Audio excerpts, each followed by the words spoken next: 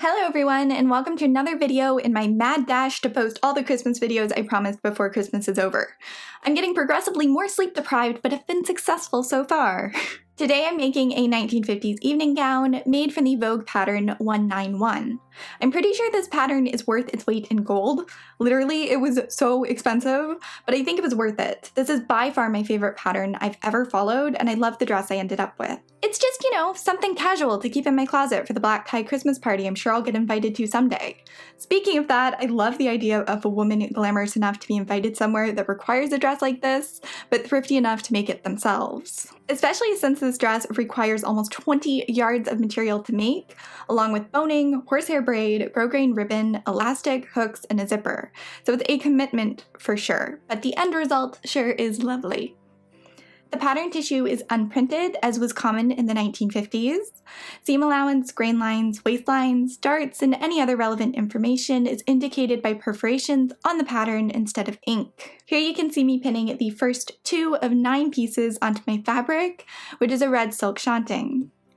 I actually had some issues with this material being damaged and ended up running it through my washing machine to get rid of the marks after hand washing it, and every other method I could think of failed. The aggressive washing left it with a dimpled crepe-like texture that required a lot of ironing to get rid of. So I ironed the pieces after cutting them out to save my wrists and neck from ironing 11 yards of raw material. I know that is a huge no-no, but I trimmed them after ironing, so hopefully it is forgivable. Also, since patterns tend to run short on me, I'm adding 3 inches to the hemline. And I probably should have added closer to 5 or 6, but I wasn't sure how much material I would have. But that was the only addition that I made, despite this pattern being a size 34, which is intended for a 34-inch bust and 26-inch waist, where I usually suit a size 36 better. It ran pretty large, so I didn't have to let it out at all. In fact, I ended up taking it in a little bit, which sure made me feel good about myself. The dress is also fully lined, and for lining I bought 9 yards of floral cotton sheeting. This fabric was $2 or $3 a yard on sale and matches the color of the outer fabric quite well, though the print is a little bit older. Also, here a brief sighting of Guinevere, my sewing buddy, can be seen. It's rare to see her outside of her natural habitat, which is sleeping curled up in a blanket.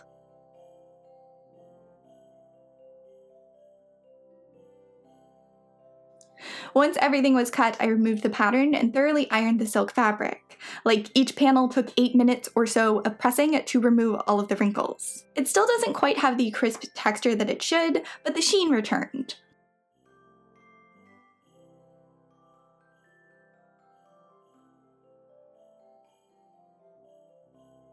Now onto step 1, which is basting the pieces over lining. So I laid the lining out with the wrong side facing upward, then I laid the freshly ironed silk layer on top so the wrong sides were facing each other. I pinned the layers together to make sure everything was smooth and trimmed any silk that hung beyond the edges of the lining, since the ironing did warp the pieces a bit, as expected. Now I'm going around with a contrasting thread and basting the layers together about 1 inch from the edge. I was honestly dreading this step, but it wasn't nearly as time consuming as I expected. And obviously this was repeated on all the panels, though most of them I did off camera. Now I'm laying the pieces out once again and draping the pattern on top. I trimmed any material that extended beyond the edges of the tissue, and clipped notches and transferred important perforations onto the lining. I had a lot of footage of this step, so while past me is edit, I just want to mention that this idea for a 1950s evening gown was picked by my patrons as a bonus project. I was supposed to make it 6 months ago or so, but ran into so many problems that I got put off. I'm so sorry that I didn't get to it earlier, but I plan on taking on more bonus projects to try and make up for it. So if you're a $10 or up patron, then keep an eye out for that. And honestly, even though I feel bad about it, I think this was kind of a happy accident, since this dress is perfect for the holiday season, at least in my eyes. Alright, now on to step 2, 3, 4, and 5. I'm pinning, then sewing all of the front pieces together and all of the back pieces together, but leaving the side and shoulder seams open. It also says, seams are illustrated unfinished to show notches. Always clip seams at curves or indentations before you press, so seams will lie flat. Always clip as little as possible. Press seams and darts as illustrated. In regards to finishing, they recommend pinked seams or overcast seams, which is done by slip stitching the raw edges to the lining. I opted for pinked edges just because I knew alterations would be likely, and those are a lot more difficult to do when the seam allowance is sewn down. So all the edges were pinked, clipped, then ironed until I had 4 pieces stitched together to form a front panel and 4 stitched together to form a back panel.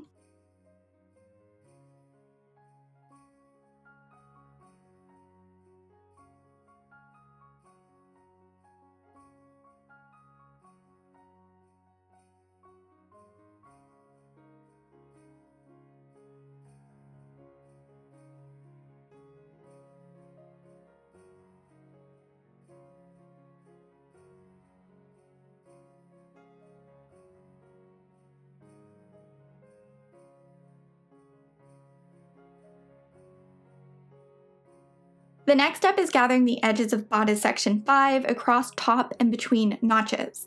And this is one of 2 pieces I didn't cut from silk. It forms a ruched insert in the bodice, so I cut it from gold glitter mesh because it isn't a proper evening gown unless it leaves glitter everywhere, right? I gathered this piece down by machine. Then it is to be sewn to the inset, which is the second piece I didn't cut from silk. It serves as a lining for the gathered piece and is slightly visible through the sheer mesh, so I picked a metallic brocade. After it was cut out, I marked and sewed 4 darts into it. I'm not sure why they opted for 4 darts that come within a ½ inch of touching each other instead of making it separate pieces, but I guess this works too.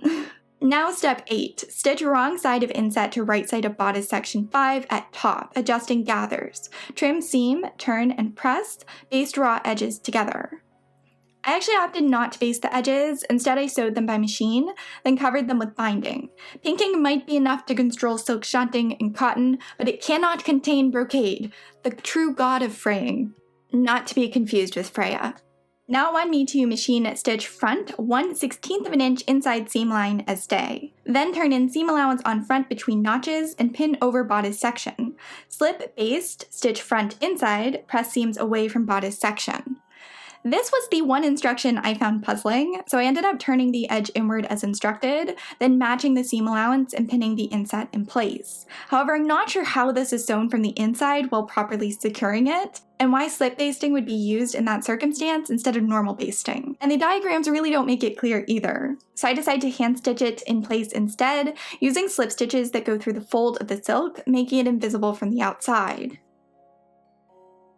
Then step 11 is stitching the dress at sides, clipping at waistline. But before doing that, I sewed a zipper into the top 15 inches of the center back seam.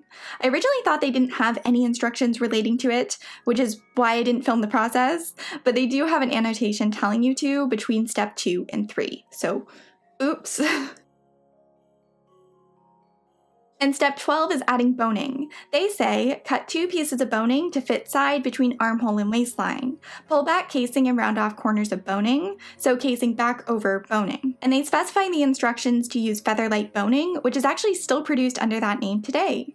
I cut mine to be an inch too long, then trimmed back the boning so I had a ½ inch of excess casing on each side. Then I folded that inward to help cushion the ends of the boning. The boning is pinned to the side seams and stitched to both sides of the seam allowance, not catching through the outside. And I used whip stitches for this. Again, I was sort of dreading this step because I thought every seam was boned and that it was going to take forever, but it was just the side seams and took all of 10 minutes. Now onto the facings. These are seamed together at the sides. I'm not sure where the footage of that went. Then the bottom 1/4 inch is turned inward and sewn down, and that part I did film. The facings are stitched around the remaining portion of the neckline and the armholes, but it's very important to leave the top 3/4 inches of these straps free. The facing is turned inward at that point after the shoulder seam is sewn through the outer layer of fabric. This technique is very similar to one on a Vogue re-release pattern that I followed somewhat recently, so I was already pretty familiar with it, but I still accidentally sewed past those points and had to rip out a good bit. The seam allowance was notched, then the facing was turned inward. At this point they wanted me to do up the shoulder seam, but I thought that would be better to do after inserting the waist tape, so I just ignored that. And instead I moved on to sewing in the facing. Their instructions are, hem facing to inset and tack to side seams. Turn in and hem facing to zipper tape on slant. I personally prefer facings that are fully sewn down, and since this dress is lined, it can be sewn completely down without any stitching showing through the right side of the fabric. So I did just to that. Now for the best part of every project, the bow. The bow was cut twice from the silk, then the layers were sewn together with the right sides facing each other, and I left several inches open at the centermost point so I could turn it outward easily.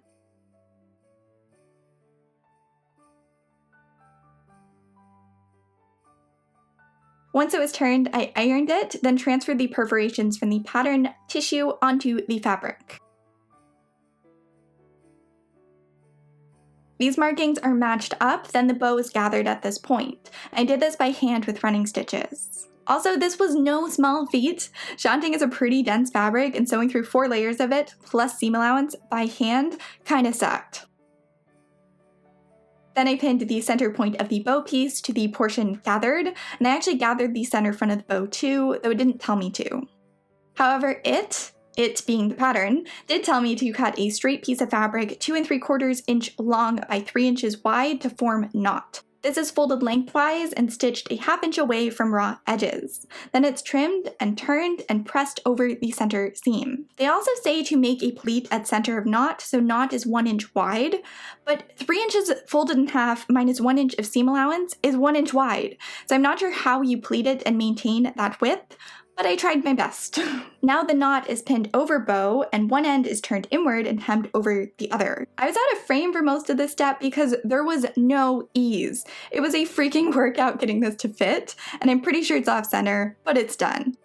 Now the bow is tacked to the center front. I actually sewed it from the underside first to make sure it was really secure, then tacked on the ends from the front. Now onto the guts of the dress and adding belting and elastic.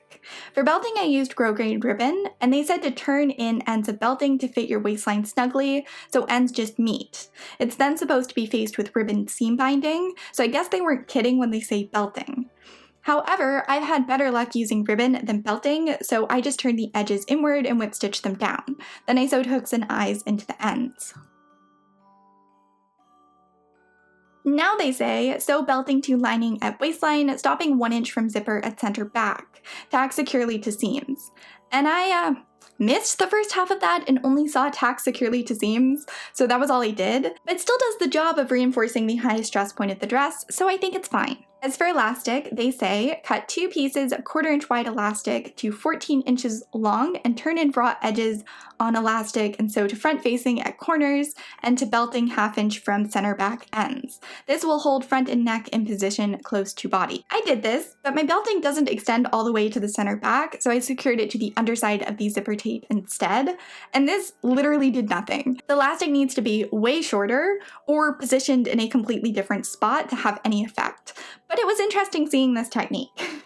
And now I finally sewed the shoulder seam and hemmed the lining on the underside. And now it is time for the 250-inch long hem, which is hemmed with horsehair braid. Their instructions are, pin horsehair to inside of hem, so lower edge touches where finished hem will be. Catch stitch both edges using upper edge of horsehair. So I marked a line 4.5 inches away from the edge of the skirt, all the way around the skirt. Then I pinned my horsehair so the top edge was in line with that line, and it was catch stitched down. Now I only did this on the top edge just to save time, but still took a good 2 hours for this part alone.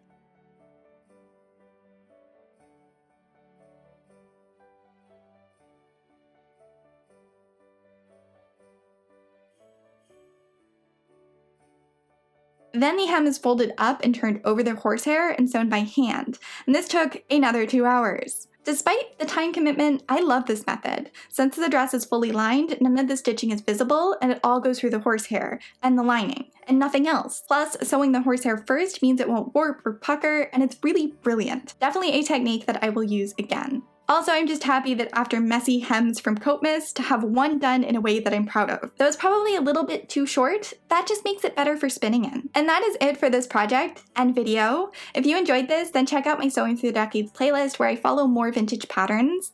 I'm actually viewing this project as a bit of a mid-season finale to that series. I'm past the halfway point now, and I just want to take a couple months off from it to focus on the promised Patreon bonus projects, along with some historical things and some paid work.